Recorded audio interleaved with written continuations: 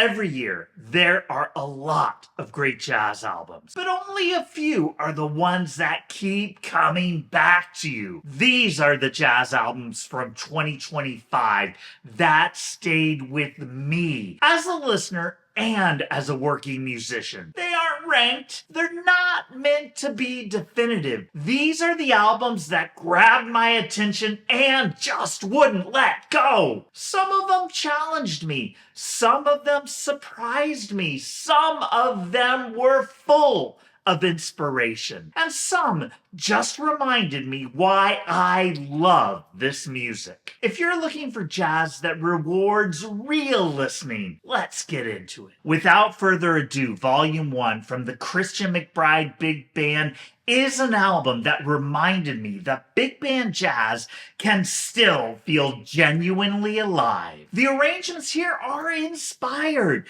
especially the way they move between swing, straight eighth feels, and modern grooves without losing integrity. In particular, the arrangement of the Police classic Murder by Numbers that integrates Afro-Cuban 6/8 and swing while still grounding everything in both jazz and rock is just so good. There's a wide variety of approaches, and McBride always impresses me with how deeply he commits to whatever the music needs. The vocal performances are incredibly diverse and really a standout part of the album. They bring in voices from outside the traditional jazz space while still serving the music. You've got jazzers like Samara Joy, Jose James, Cecile McLaurin-Salvant, Diana Reeves, and then you've got vocalists from the pop world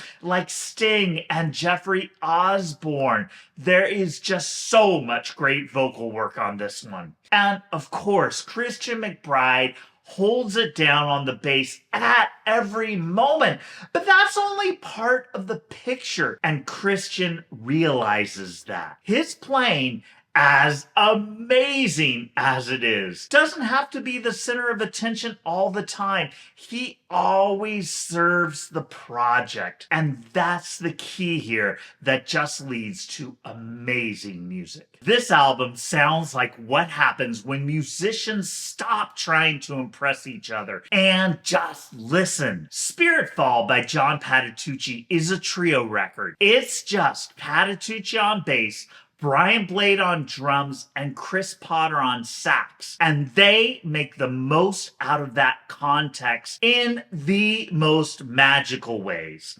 In particular, I love how John Patitucci moves between upright bass and six-string bass guitar, bringing out his voice on both instruments and changing the context of the trio every time. There's a level of freedom and interaction here that really warrants repeated listening. These three musicians know each other, they played together before, they know each other's strengths, and they know where they can push each other to find the magic. Every time I listen to this, there is something new and something exciting that I discover that just brings out the best in all three of these musicians. Patitucci and Brian Blade in particular communicate like old friends, which they are, going back decades with Wayne Shorter's group. What really stands out to me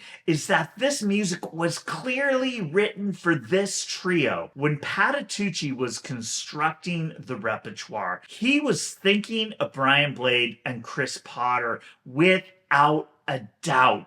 There are different points that emphasize the strengths of these musicians and really let them bring out their personality within Patitucci's compositions. He's not afraid to write specific ideas and approaches into the music, but he has plenty of space where the musicians can breathe. And really, That's where the magic comes out, when these three masters are throwing around ideas and seeing what happens.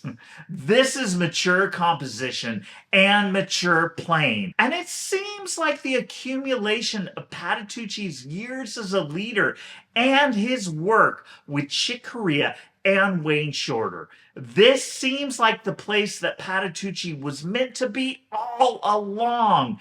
And now that he's arrived, the music is free, it's joyous, and it is artistically deep. With two musicians at this level, I expected virtuosity. What surprised me was how conversational this record feels. Memories from Home by John Scofield and Dave Holland bring two modern jazz legends into a duo setting that comes with a lot of expectation. But the beautiful thing is that it's easy to forget this is two legends and just enjoy the music. This is such a humble and invested attempt to create music together. There's no ego or superstars in the room. This is just two musicians pulling upon their experience to make the most interesting music possible. Of course, their experience is vast. The level of conversation here offers new insights into these musicians. There's the sounds that we might expect from the two of them, but there's a give and take that leads us in fascinating directions. That willingness to let the music go where it wants allows us to go on the journey with them. I love the way that their sounds contrast, but also complement each other. Holland's rich, woody sound that's purely acoustic against Scofield's slightly distorted, edgy sound. It's beautiful the way that it works together, and it just leads to so many in-depth, interesting, and magical moments. This is mature music that genuinely explores rather than recycles. This album finally solved a problem I've had with a lot of modern Latin jazz. So much of Latin jazz that I've heard in my life has been based on the idea of combining bebop and traditional Cuban dance styles. This is great, of course. There's nothing like the classic cubop sound, syncopated rhythms combined with complex harmony. But the 90s introduced us to a revolution in Cuban dance music. Timba changed the rules of popular music, giving us even more intense rhythmic structures, improvisational moments, new rhythm section approaches, and a distinct sound that stood apart from traditional music. On Nueva Timba, Harold López-Nussa not only understands the language of modern jazz and popular music, but he also brings in Cuban timba in an authentic way. He grew up among all of these influences. So it's not just someone guessing at the elements to put together. This is a natural combination that feels fluid. Let's be real. This isn't the first time an artist has attempted this, but this time around, it doesn't sound like an experiment that's not quite fully formed. It doesn't feel like someone trying to play timba with a little bit of jazz. It doesn't sound like a jazz musician pulling in bits of timba. It sounds like an authentic blend. There's flirtations with electronics and studio production too, which makes the album all the more interesting. Combinations of live performance and studio work weave throughout the album, making it thoroughly modern. This album is an exciting step forward in the evolution of Latin jazz. This album lives right at the edge, and it never feels like it's playing it safe. Strange Heavens by Linda Mahon O is a trio record built on bass, drums, and a wind instrument. This time around, we've got Ambrose Akinmusire on trumpet, and this time the musicians are embracing the openness of the format. It's about a trio of musicians building something based on improvisational approaches. It's strongly about composition, but it's also a matter of building mood and playing with the bravery that leads the music to new frontiers. I'm constantly blown away by the way that Linda Mahon O writes for the format. It's detailed, but it leaves enough room for exploration. It's angular but beautiful. This is next level jazz composition. The communication between the musicians is rich. I especially love the way that drummer Taishan Sori opens his grooves to comment upon everything that's happening around him. But he does it without losing the propulsion and feeling of the groove. From that first groove on Portal to endless moments throughout the album, Linda Mahon O's bass playing constantly captivates me. It's mind-staggeringly virtuosic, but it never sticks out. She employs that virtuosity in service of the music, and that's what all three of these musicians are doing. They are living in the moment and making the most out of it. This album reminded me just how much freedom there is in a chordless trio format. Tippin by Carl Allen is the third trio album on my list with drums, bass, and a horn. This one's led by Allen on drums with Christian McBride on bass and Chris Potter on sax. It's important to note that this is also the second chordless trio album on the list with Chris Potter on sax, a testament to how he's exploring this territory with smart musicianship and fearless abandon. The beautiful thing about this album is just how differently the trio performs compared to chordless trio albums by John Patitucci and Linda Mahon O that also sit on my list. It's a little more straight ahead without being confined by tradition. Sure, the three musicians still make choices that they might not make when they were accompanied by a pianist or a guitarist, but a number of their choices sit in the realm of possibility to be played alongside a chordal instrument too. It's that diversity of approach and flexibility that makes this album such a joy. There's a familiar connection that comes from the way that they approach the music, but there's also moments of experimentation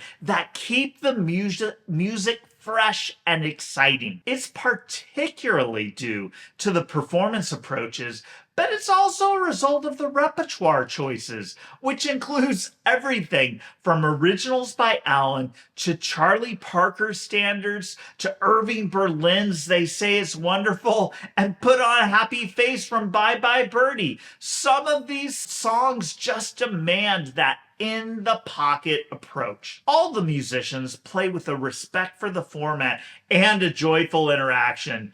It's really great, though, to hear McBride's bass just so clearly and to hear different accompaniment approaches that he takes within the format. This one's beautiful and inspiring and worth checking out. Revisiting a classic album is risky, and this one succeeds by not treating the music like a museum piece. Belonging by the Branford Marsalis Quartet is a reinterpretation of Keith Jarrett's album of the same name. This is a distinct and bold choice from a mature musician like Marsalis.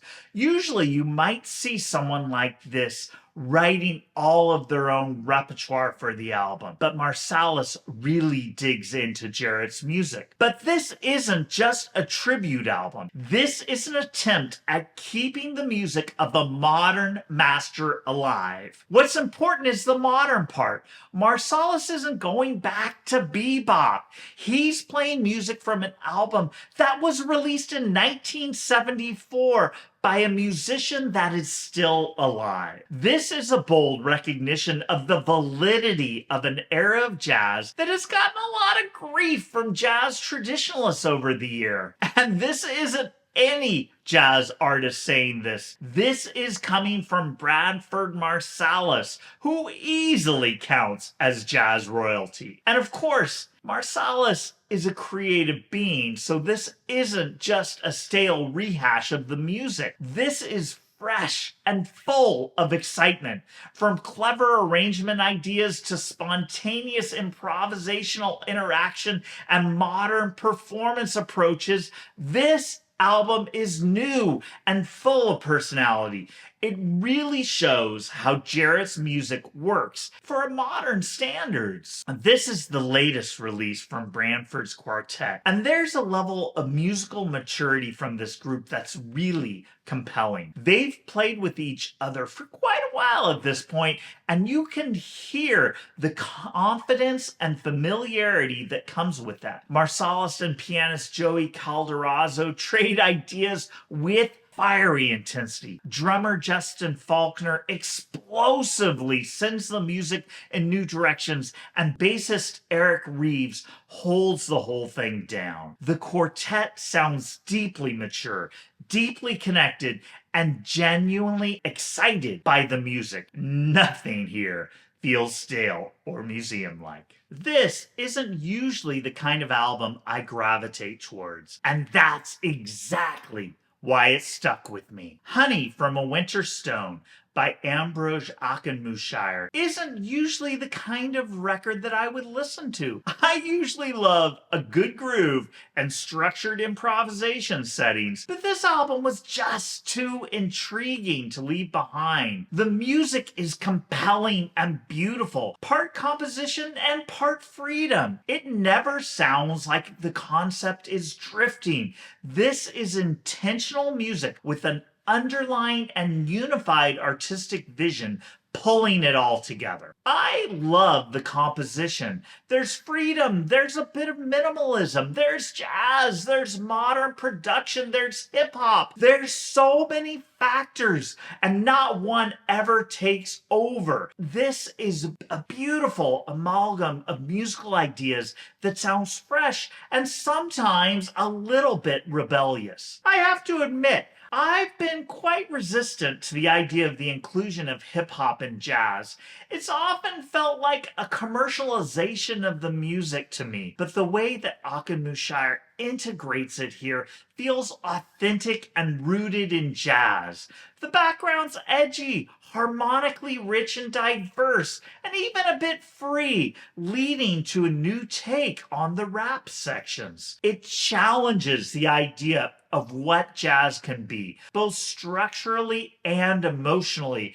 And that's what we need to push this music forward. This is the next generation that we need to guide us towards new ideas. This album didn't just impress me, it made me rethink jazz altogether. This one was a quiet album for me at first, and then I realized how often I kept coming back to it. It was just as much of a pleasant surprise to discover bassist Neal Minor's album Invisibility and his whole catalog as it was to just listen to this one album. It was recommended to me via Apple Music, and it started me down a rabbit hole to listen to his whole catalog. This is the fourth bass, drum, and sax trio album on my list. I'm wondering, this might be a trend out there, or maybe just something I'm leaning towards. Either way, I'm invested in this and ready to hear more. Minor and his group take a more straight-ahead approach to the music, and it suits them well. There's the sense that all three of these musicians are grounded in the tradition, but also exploring new terrain. I love this balance, and you can hear them intentionally walking that line throughout the album. In fact, listening back to all four chordless albums on my list, I'm really thinking differently about the flexibility of the trio format. I used to think about it more as a way to get more freedom, not being locked in by a piano or guitar, but I'm seeing that it opens up all sort of expression, and I really saw that on Invisibility. The music leaves a lot of room to hear Minor's distinct tone, and it's a great showcase for his outstanding playing. He lays down some serious groove through walking lines and more, but he's also a heavy melodic player, not just as a soloist, but playing those actual melodies like a wind player. I think my favorite part of the whole album, though, might be Miner's compositional voice. He's constructed some deep music built for the trio format.